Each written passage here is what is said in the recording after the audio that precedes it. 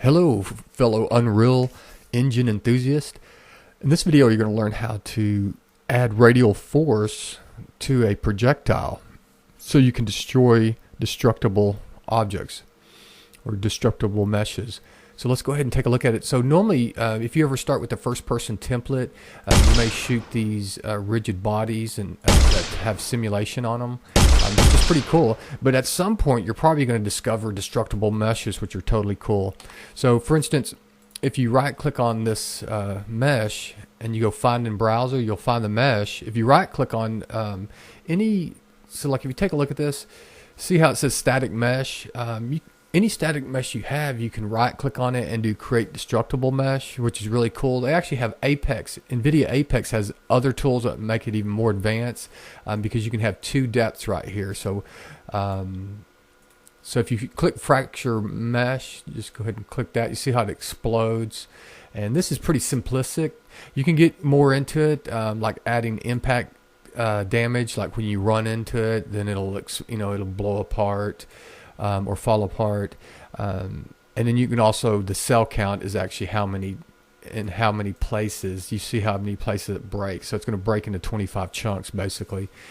So it can get really in depth on this, but it's really cool how it works. You can also add, you can go in there and add sound. You can add effects, like, so here's depth 1. Particle system, sound. You can add when it breaks apart the inside. See how this, you can add a different texture for that. So, but we're not going to really get too into that. This is just showing about the fractal, making a fractal mesh. So now if we come into our scene, we add our mesh, what do you think is going to happen? So you can shoot these and they fall over. You think you could shoot this one, right? And it's going to no, but it won't. See, isn't that crazy? You'd think it would just knock it apart. So like if you run into it, it breaks apart because on there we had in our options for when we created destructible mesh on collision. So what you need to do is, it's really simple. Just go to your blueprints and to your first person projectile. And on here, break this link right here. So this impulse, this is actually when you shoot that projectile, this impulse actually hits that those rigid boxes that are simulated and pushes them around or impulses them.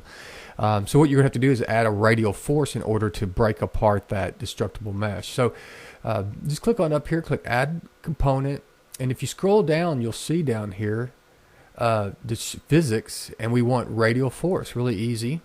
Just add it in there. And if you click on it on the right, you're going to have options that you can put in here. What I normally do on here is on the impulse, I put 5,000. And of course, all these are fun to play with to get it fine-tuned how you like it. But just something to get you started, 1,000 and 1,000 on the force and the destructible. So that's the radial force. We haven't added it into the scene yet, so we'll drag it on over here. And there it is. Sits there by itself. Now we've got to pull off this and then type in fire. It's because we're going to fire impulse, and that target of that impulse is going to be the radial force, and the radial force we already set our values over here.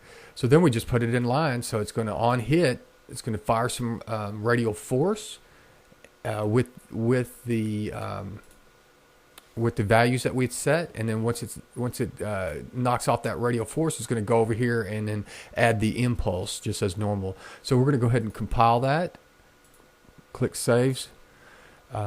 Hit play. Now, as you can see, it hits that, and then breaks it apart. Adds the radial force to it. So down and dirty, really simple way to do it. If you have any questions or anything, leave them below, and have fun with Unreal Engine. Amazing engine.